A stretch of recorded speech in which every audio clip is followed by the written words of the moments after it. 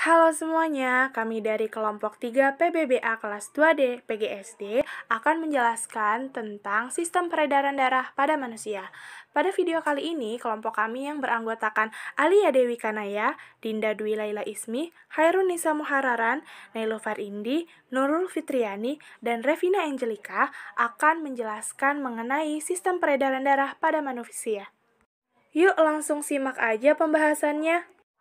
Sistem peredaran darah atau sistem kardiovaskular merupakan suatu sistem organ yang berfungsi memindahkan zat ke dan dari sel. Nah, zatnya itu apa aja sih? Zat yang dipindahkan oleh sistem peredaran darah ini merupakan nutrisi, oksigen, dan zat-zat lainnya yang dibutuhkan oleh tubuh. Karena merupakan sebuah sistem, maka dalam sistem peredaran darah ini terdapat koordinasi atau keterkaitan antara organ-organ peredaran darah seperti jantung, pembuluh darah, dan darah. Halo, nama saya Dinda dengan NIM 1905170. Di sini saya akan menjelaskan mengenai jenis peredaran darah. Nah, apa aja sih jenis-jenis peredaran darah? Yang pertama, ada peredaran darah ganda. Nah, peredaran darah ganda ini yaitu peredaran darah yang beredar ke seluruh bagian tubuh serta melewati jantung sebanyak 2 kali. Nah, hal ini terjadi pada manusia, amfibi, reptil, dan juga burung. Peredaran darah ganda di sini juga ada peredaran darah tunggal, yaitu peredaran darah yang beredar ke seluruh bagian tubuh dan hanya melewati jantung 1 kali. Contohnya adalah pada ikan. Ini yang termasuk ke dalam peredaran darah ganda itu, yang pertama ada peredaran darah kecil atau pendek, yaitu peredaran darah yang dimulai dari jantung ke paru-paru kembali lagi ke jantung, atau jantung, bilik kanan, paru-paru, jantung, serambi kiri. Serta yang kedua ada peredaran darah besar atau panjang, yaitu peredaran darah yang dimulai dari jantung ke seluruh tubuh kembali lagi ke jantung, atau jantung, bilik kiri, seluruh tubuh, jantung, lalu ke serambi kanan. Yang kedua ada sistem peredaran darah tertutup. Nah, sistem peredaran darah tertutup ini salah satu yang paling canggih yang dimiliki oleh vertebrata dan beberapa invertebrata. Dalam sistem tertutup ini, darah tetap berada di dalam jaringan pembuluh dan tidak meninggalkan atau mengisi rongga tubuh, sehingga organ-organ tidak dimandikan oleh darah. Tidak seperti pada organisme yang memiliki sistem sirkulasi terbuka. Nah, sistem peredaran darah tertutup ini terdiri dari jantung sejati dan pembuluh darah seperti vena, kapiler, dan juga arteri. Oleh karena itu, darah tidak pernah bercampur dengan cairan lainnya dan tetap sebagai darah sejati yang murni. Selain itu, jantung memompa darah dengan tekanan untuk masuk ke seluruh bagian tubuh. Sekian, terima kasih. Baik, untuk materi selanjutnya yakni mengenai organ-organ dalam sistem peredaran darah. Yang pertama ada jantung. Jantung adalah sebuah organ tubuh manusia yang berongga serta berotot yang berperan dalam sistem peredaran darah manusia. Jantung ini mengendalikan seluruh kegiatan dalam peredaran darah dengan melibatkan pembuluh darah sebagai salurannya.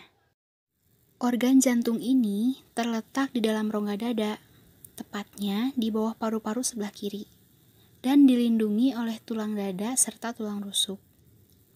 Untuk ukuran jantung ini kurang lebih sebesar kepalan tangan orang dewasa. Adapun fungsi atau peran dari jantung yaitu untuk menjaga darah supaya tetap mengalir membawa oksigen dan sari-sari makanan dalam sel tubuh manusia. Ada hal menarik yang bisa kita ketahui dari organ jantung ini. Jantung mampu memompa darah atau berdetak sebanyak 100.000 kali dalam sehari. Oleh karena itu, darah yang dipompa oleh jantung bisa mencapai 2.000 galon darah atau setara dengan 7.571 liter darah segar ke segala sel-sel yang ada dalam tubuh. Luar biasa bukan? Kemudian, jantung juga memiliki 3 lapisan otot yang berbeda dan masing-masing lapisannya itu memiliki fungsi yang berbeda pula. Otot-otot jantung ini harus selalu disuplai oleh darah segar yang nantinya akan dibawa oleh arteri koroner agar jantung tidak berhenti berdetak. Apa saja sih lapisannya? Nah, yang pertama ada lapisan perikardium atau epikardium. Lapisan ini merupakan lapisan luar pada dinding jantung. Lapisan epikardium ini berfungsi untuk melindungi lapisan jantung bagian dalam dan juga membantu dalam produksi cairan perikardial. Cairan ini mengisi rongga perikardial dan membantu mengurangi gesekan antar selaput perikardial. Juga ditemukan di lapisan jantung ini adalah pembuluh darah koroner yang memasok darah ke dinding jantung.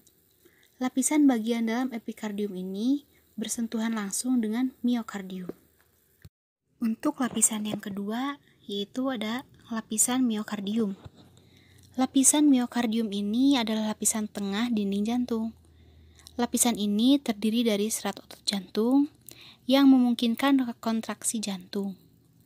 Miokardium adalah lapisan paling tebal dari dinding jantung, dengan ketebalannya yang bervariasi di berbagai bagian jantung. Kemudian, lapisan yang terakhir itu ada lapisan endokardium. Lapisan ini adalah lapisan paling dalam. Lapisan ini juga merupakan lapisan pembatas ruang jantung yang mengandung pembuluh darah, saraf, dan cabang dari sistem peredaran darah ke jantung. Lapisan ini melapisi ruang jantung bagian dalam, menutupi katup jantung, dan berlanjut dengan endotelium pembuluh darah besar. Endokardium atrium ini terdiri dari otot polos serta serat-serat elastis. Selanjutnya adalah bagian-bagian dari jantung. Bagian jantung yang pertama adalah aorta, yakni arteri terbesar pada tubuh manusia. Letak aorta ini berada di bagian atas organ jantung. Aorta juga berfungsi untuk membawa darah yang mengandung zat oksigen dari bagian ventrikel kiri sampai ke seluruh tubuh manusia. Kemudian ada katup pulmonalis. Katup ini terletak di antara ventrikel kanan dan arteri pulmonalis. Katup ini berfungsi untuk mengalirkan darah dari ventrikel kanan ke arteri pulmonalis dan tidak sebaliknya. Kemudian ada vena cava superior. Vena cava superior atau vena cava ialah vena besar yang ada dalam tubuh manusia. Letaknya ini berada di bagian atas bagian jantung. Fungsi dari vena cava superior ini adalah untuk membawa kembali aliran darah yang mengandung karbon dioksida yang asalnya dari seluruh tubuh di bagian atas menuju ke jantung. Kemudian ada arteri pulmonalis. Arteri pulmonalis ini merupakan pembuluh darah yang keluar dari ventrikel kanan, bercabang menjadi dua, masing-masing menuju ke paru-paru, bagian kanan dan juga kiri. Arteri pulmonalis ini yakni arteri yang tugasnya mengangkut darah yang berasal dari jantung menuju ke paru-paru. Fungsi dari arteri pulmonalis ini ialah untuk mengganti kandungan karbon dioksida dengan uap air dalam darah menjadi oksigen. Kemudian ada vena pulmonalis. Vena pulmonalis yang merupakan vena yang membawa aliran darah mengandung oksigen dari organ paru-paru menuju ke jantung di bagian atrium kiri. Ukuran atrium ini lebih kecil dibandingkan dengan vena cava yang terdiri atas vena pulmonalis sebagai bagian kanan dengan vena pulmonalis bagian kiri. Vena pulmonalis ini berfungsi untuk membawa darah yang mengandung oksigen kembali lagi ke jantung, yang selanjutnya akan diedarkan ke seluruh tubuh manusia. Bagian yang berikutnya adalah bagian atrium, yang artinya sama dengan serambi. Di sini ada dua atrium, yakni atrium kiri atau serambi kiri, dan atrium kanan atau serambi kanan. Letak atrium ini ada di dua ruangan teratas pada 4 ruangan utama organ jantung. Fungsi dari atrium kiri ialah menerima darah yang berasal dari organ paru-paru yang mengandung oksigen, kemudian membawanya kembali pada ventrikel kiri. Kemudian, fungsi dari atrium kanan adalah untuk menerima darah yang berasal dari seluruh bagian tubuh yang mengandung karbon dioksida yang membawanya ke ventrikel bagian kanan. Bagian jantung selanjutnya ada katup tricuspidalis atau disebut dengan katup tricuspid, yakni katup yang terdiri atas 3 daun katup. Pada katup ini bisa terbuka bila sistol berkontraksi serta bisa menutup kembali. Katup trikuspidalis ini berfungsi untuk memisahkan atrium kanan dengan ventrikel kanan guna untuk membantu mengalirkan darah yang sedikit oksigen dari organ atrium kanan menuju ke ventrikel kanan. Selanjutnya ada bagian ventrikel. Bagian ventrikel ini adalah dua ruang kosong dari keempat ruangan pada bagian bawah organ jantung. Ventrikel ini bisa disebut juga dengan bilik.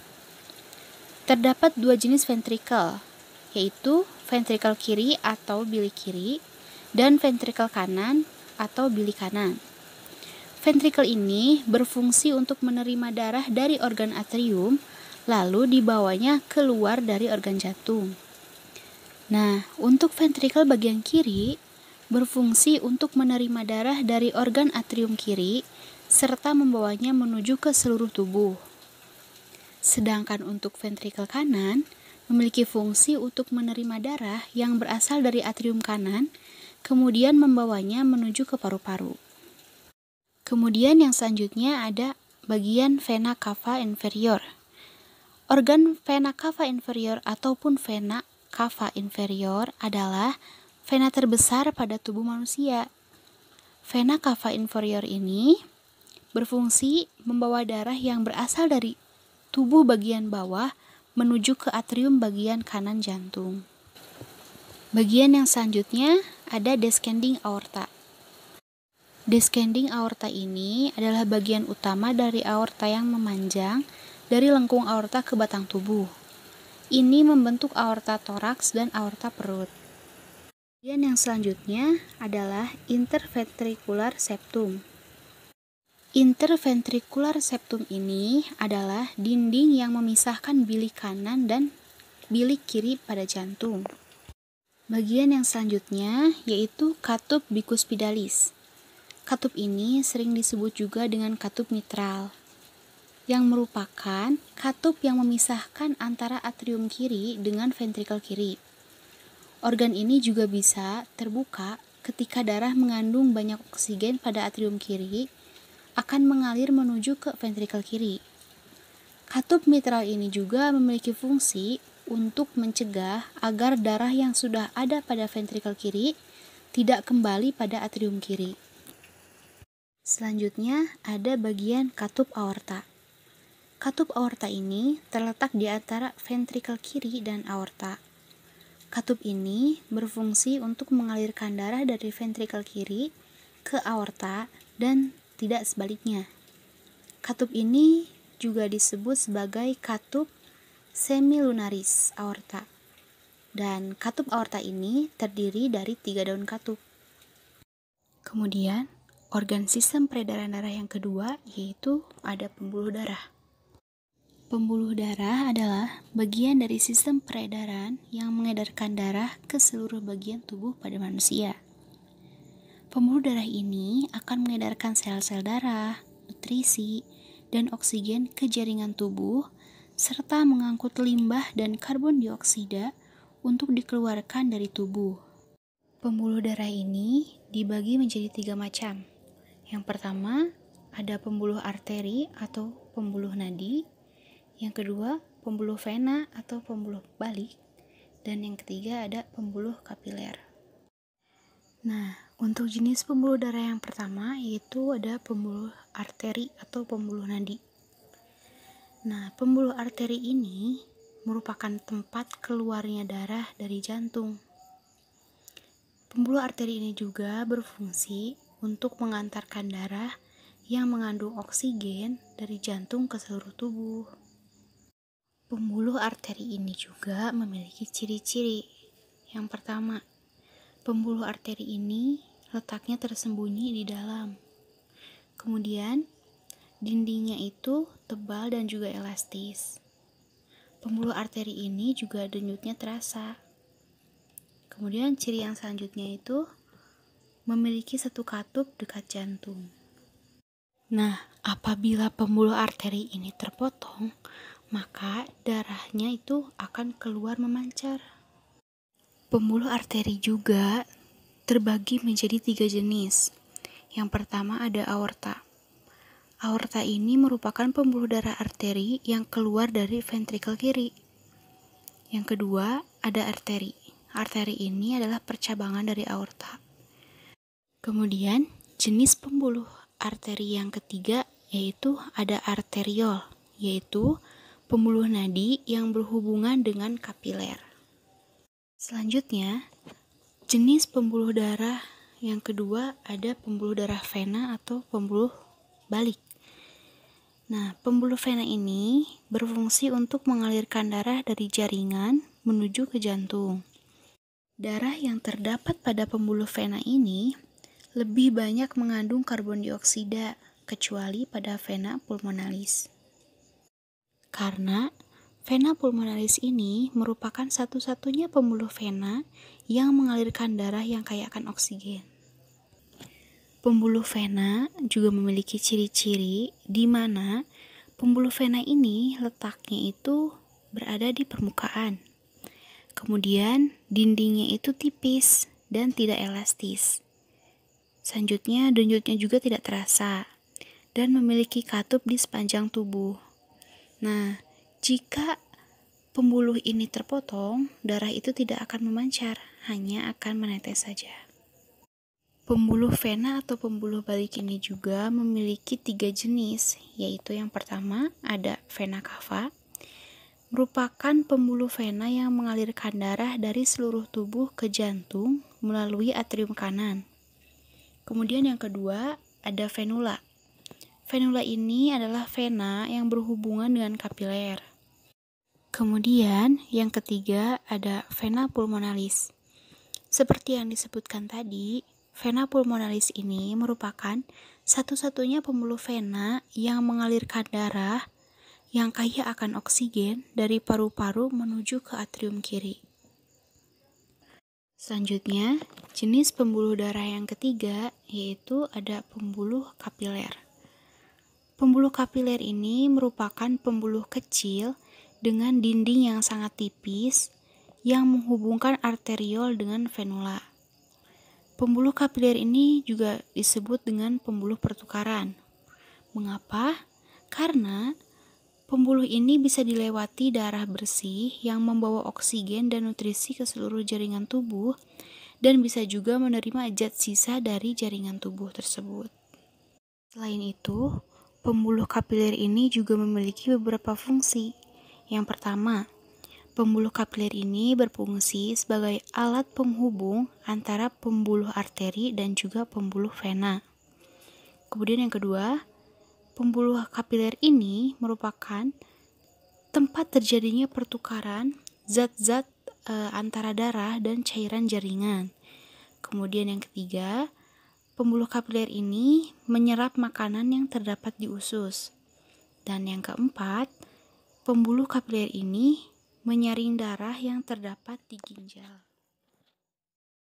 Halo, saya Revina Angelika akan melanjutkan materi tentang organ-organ pembentuk sistem peredaran darah.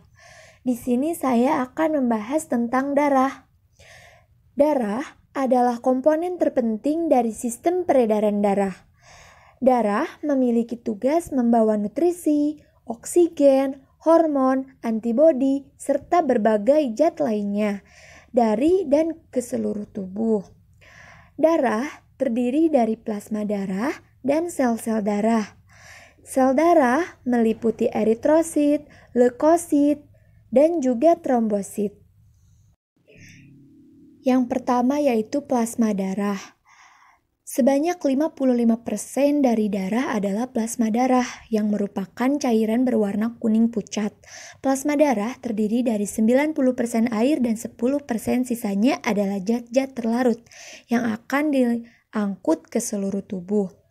Zat-zat terlarut dalam plasma darah terdiri dari hormon, antibodi, protein nutrisi, baik itu vitamin, glukosa, asam amino, dan juga lemak. Garam-garam yang meliputi kalsium, natrium, kalium, magnesium. Kemudian gas, yaitu gas oksigen dan karbon dioksida, serta zat sisa metabolisme seperti urea. Di dalam darah juga terdapat 3 protein utama, meliputi albumin yang berfungsi untuk mengatur tekanan osmotik darah, globulin yang berfungsi untuk mengangkut nutrisi ke seluruh tubuh dan berperan dalam sistem imun, serta fibrinogen yaitu protein yang terlibat dalam pembekuan darah.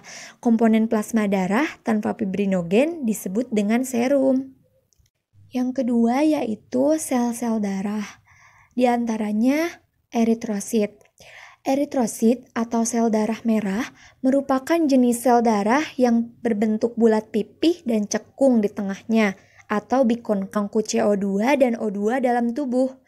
Eritrosit tidak memiliki nukleus. Setidaknya ada 4-5 juta sel eritrosit di dalam tubuh manusia. Warnanya sendiri adalah merah sebagai akibat kandungan hemoglobin di dalamnya. Eritrosit dibentuk dalam sumsum merah tulang dan hanya dapat bertahan hidup hingga 120 hari. Eritrosit yang mati akan diangkut ke limfa atau hati untuk dipecah. Zat besi yang terkandung dalam eritrosit akan diangkut oleh darah ke sumsum tulang agar bisa diproses menjadi eritrosit yang baru. Sel darah yang kedua yaitu leukosit. Leukosit atau sel darah putih merupakan jenis sel darah yang tidak memiliki warna. Fungsinya adalah untuk pertahanan tubuh melawan patogen.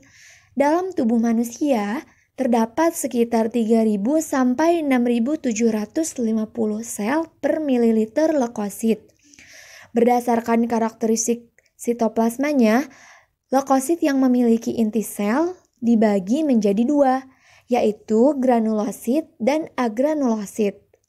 Granulosit adalah leukosit yang sitoplasmanya memiliki pembuluh darah akan rusak dan trombosit pecah. Trombosit akan melepaskan 2 faktor, yaitu trombokinase dan serotonin. Serotonin akan memicu penyempitan pembuluh darah sehingga aliran darah di daerah luka berkurang. Trombokinase bersama-sama dengan Ca2+ mengubah protombin menjadi trombin. Nah, trombin yang aktif akan berfungsi sebagai enzim yang mengubah fibrinogen menjadi benang-benang fibrin.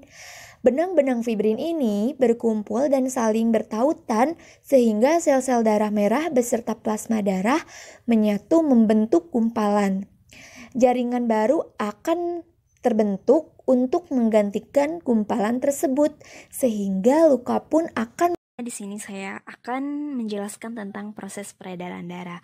Mohon disimak baik-baik ya dalam gambar ini, soalnya takut ada sesuatu yang miss dalam penyampaiannya. Jadi mohon disimak ya. Proses peredaran darah ini kita diawali di jantung. Mengapa diawali di jantung? Karena fungsi jantung itu sendiri ialah memompa darah. Nah, darah yang dari jantung ini akan melewati serambi kiri, bilik kiri, lalu ke aorta. Nah, setelah di aorta, darah yang ada di aorta ini akan dialirkan ke seluruh tubuh kita. Nah, dapat dilihat di bilik kiri ini berwarna biru. Mengapa berwarna biru? Karena tekanan yang digunakan dalam proses ini sangat tinggi, yang dimana darah ini membawa oksigen yang sangat banyak. Nah, setelah mengatur ke seluruh tubuh, maka akan terhubung ke pembuluh darah vena. Nah, apa sih pembuluh darah vena itu? Pembuluh darah vena ialah pembuluh darah yang menuju ke jantung. Nah, dapat di gambar tersebut ada pembuluh darah vena cava. Apa itu pembuluh darah vena cava? Yaitu pembuluh balik utama yang dimana ia menyimpan karbon dioksida. Nah, dalam pembuluh darah vena cava ini ada 2 loh, yaitu pembuluh darah vena cava superior yang dimana diawali dari atas, dan yang kedua yaitu pembuluh darah vena cava inferior yang diawali dari bawah. Nah, darah yang masuk dari cava ini menuju ke serambi kanan. Kemudian ketika atrium kanan berkontraksi, lalu darah ini menuju ke bilik kanan. Lalu darah masuk ke paru melalui arteri pulmonalis. Di sini karbon dioksida ditukar dengan oksigen. yang didapatkan dari proses pernafasan ketika darah sudah mendapatkan banyak oksigen. Darah yang masuk ke pembuluh darah vena pulmonis ini akan menuju ke serambi kiri. Nah, setelah ke serambi kiri ini, seperti awal lagi, akan menuju ke bilik kiri, ke aorta, dan akan menyebarkannya dari aorta ini ke seluruh tubuh. Hai, Assalamualaikum warahmatullahi wabarakatuh. Perkenalkan, nama saya Alia Dewi Kanaya. Di sini saya akan menjelaskan mengenai gangguan pada organ sistem peredaran darah manusia. Nah, gangguan pada organ peredaran manusia bisa terjadi karena faktor non-keturunan dan keturunan. Gangguan pada organ peredaran manusia bisa disebabkan oleh beberapa hal, antara lain, yang pertama, penyumbatan pembuluh darah dalam jantung. Yang kedua, penyempitan pembuluh darah. Yang ketiga, pembentukan kerak di bagian dalam dinding pembuluh nadi. Yang keempat, kekurangan zat besi dan hemoglobin. Yang kelima, kelainan kromosom, paparan polusi, paparan radiasi, dan hingga obesitas. Yang keenam, kelainan genetik pada darah, kelainan kromosom. Yang ketujuh, faktor usia dan pengaruh pengobatan tertentu. Dan yang kedelapan, pola hidup tidak sehat seperti merokok dan banyak mengonsumsi makanan tinggi garam atau tinggi kolesterol. Baik, selanjutnya saya akan menjelaskan mengenai macam-macam gangguan peredaran darah manusia. Yang pertama ada hipertensi. Hipertensi merupakan salah satu gangguan organ peredaran darah yang disebabkan oleh faktor non-keturunan.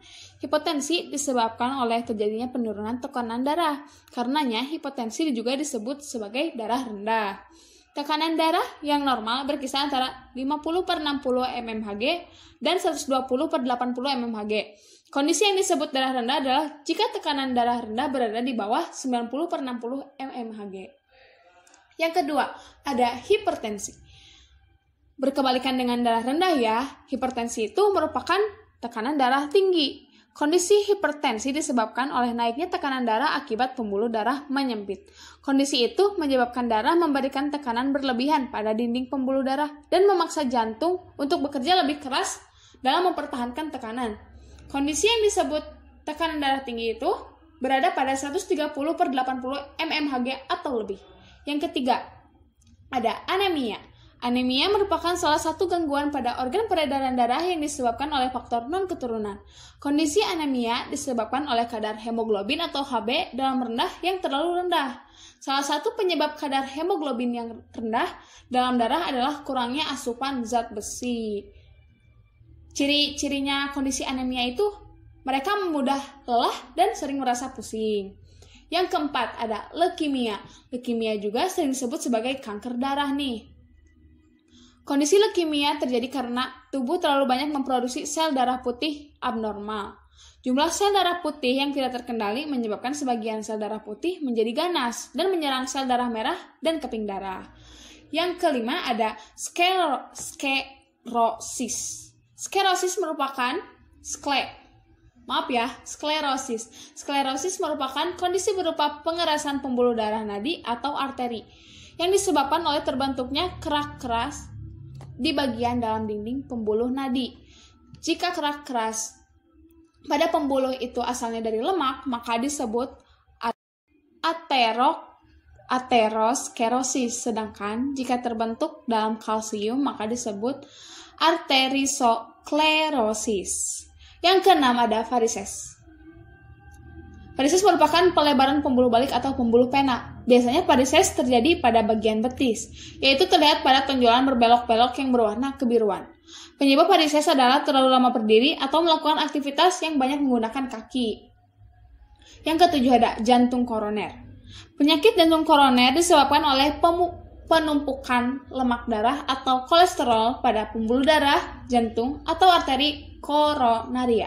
Sehingga pembuluh darah itu jadi tersumbat dan membuat aliran darah ke jantung berkurang. Akibatnya nih, bisa terjadi gejala seperti sesak napas dan angina atau radang dalam rongga hidung kerongkongan. Jika tidak ditangani, bisa beresiko pada serangan jantung.